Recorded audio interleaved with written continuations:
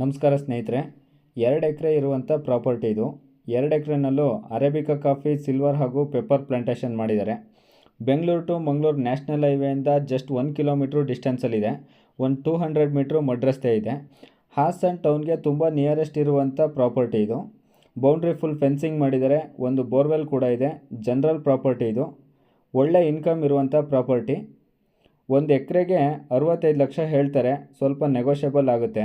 ಈ ಪ್ರಾಪರ್ಟಿ ಬಗ್ಗೆ ಇನ್ನೂ ಡೀಟೇಲ್ಸ್ ಬೇಕು ಅಂದರೆ ಡಿಸ್ಪ್ಲೇ ಮೇಲೆ ಕೊಟ್ಟಿರೋ ನಂಬರ್ಗೆ ಕಾಲ್ ಮಾಡಿ. ಹಾಗೆಯೇ ನಮ್ಮ ವಿಡಿಯೋನ ಲೈಕ್ ಮಾಡಿ, ಶೇರ್ ಮಾಡಿ, ನಮ್ಮ ಚಾನಲ್ನ ಸಬ್ಸ್ಕ್ರೈಬ್ ಮಾಡಿ.